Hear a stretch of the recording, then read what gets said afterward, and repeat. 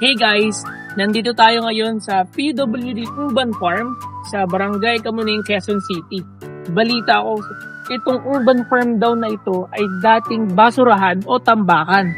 Pero tingnan nyo naman kung anong meron ngayon dito sa kinakatayuan ko. Kaya tara, alamin natin kung anong meron dito.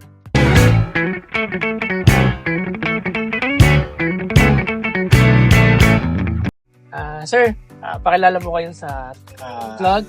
Ako po si Antonio Magpantay ng Barangay Kamuning at isang presidente ng PWD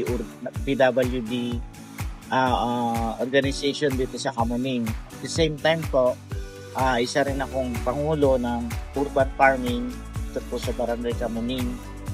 At nakarelate din po kami sa ating Joy of Urban Farming.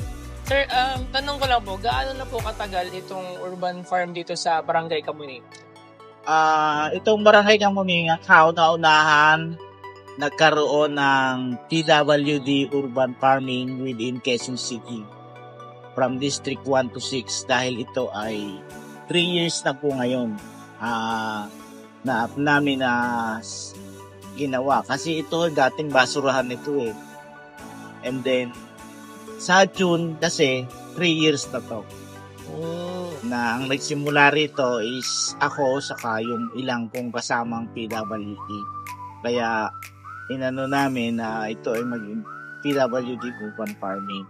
Okay. Kung pwede po, ikot po tayo ngayon. Sige po, papasal. Tinanam na namin ng mga siling labuyo dito. Opo. Hindi na umabot yung ngayong ano. Ay, hindi pa po na taglago. Tapos yung mga hinihingi namin yung sa basurahan. Yung mga lagayan po. Oo. Instead na itatapon na lang nila, hinihingi na namin. Tapos humihingi kami doon sa kagawad namin ng lupa, dinadalang kami rito. Kasi wala itong lupa eh. Ano to, paturas to. So, wala kang makukuha dito. Ayun, ito na. Ang exciting part. Tinigil namin yun yan. Kasi nga, ang mahal ng solution. Yan o, yan. Pechay, pwede sa hydroponics. Yan. Ito yung mga ano ng lettuce, yan. Ito kasi pwede ito bago ko, diba?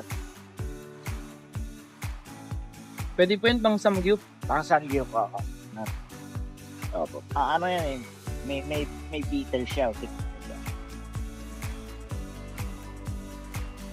Diba? Pero yung yung wala, lasa tubig. Opo. Pag ganito pong ang lettuce, saan po siya usually ginagamit? Meron itong ginagawa, chicharon yan eh. Na lettuce po? Oo, lettuce, meron na. Tapos yung samgyup, nasa mga gula.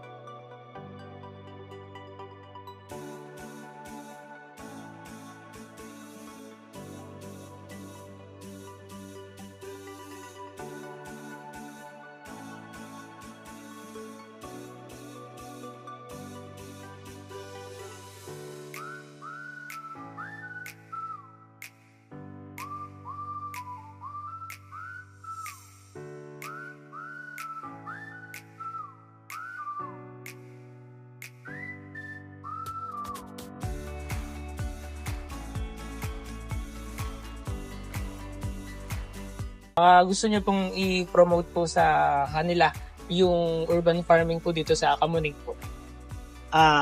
Yung urban farming po ng Kamuning, kumbaga sa ano po,